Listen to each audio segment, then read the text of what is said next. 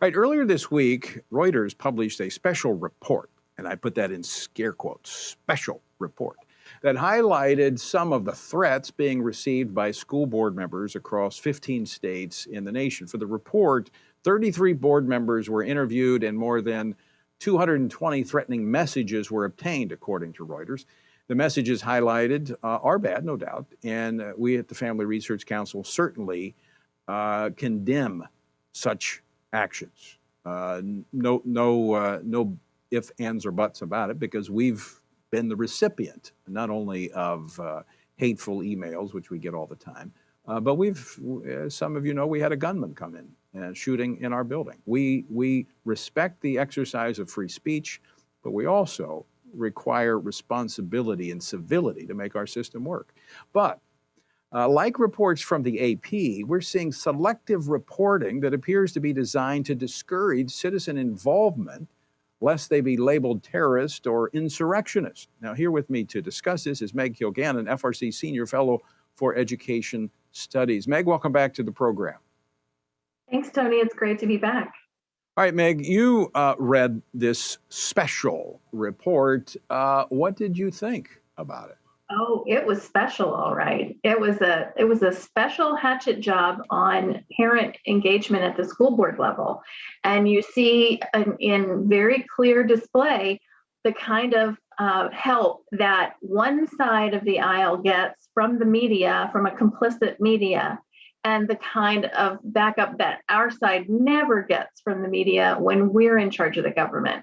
The DOJ released the memo essentially calling parents domestic terrorists back in October, and you see and that was roundly condemned by many people, of course, but you see now the media coming along to carry that water for the DOJ and for the people who want to make sure that experts and politicians control education and not parents.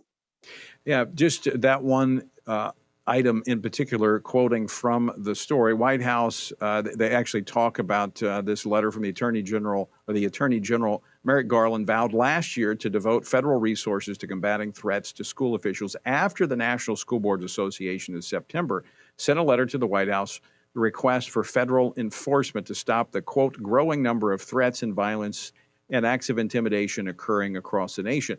But they did not go into the fact that it's now been exposed that the White House actually asked for that letter and that it was coordinated.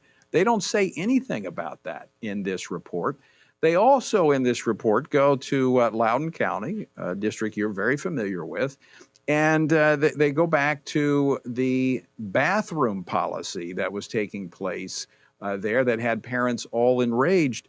And their reporting on that was selective as well. Tell our viewers about that. Right. They go into great detail trying to rehabilitate one of the school board members who has received, I would say, accurate and harsh coverage in some conservative media outlets. They seem to want to rehabilitate her with this piece and talk about the issue of the transgender bathroom. They never mention the fact that the young man who was accused of these attacks has been convicted of them. And that is well known. That this publication date of this story, that information is well known and easily known by them and should have been reported. They don't talk about that investigation very much at all. They don't talk about the fact that Loudoun County is going to be under a special investigation by the Attorney General of Virginia. The coverage of that topic it's irresponsible. I mean, it would be laughable, except it's not funny. And we're seeing this we're seeing it in the AP, we're seeing it in Reuters, and this.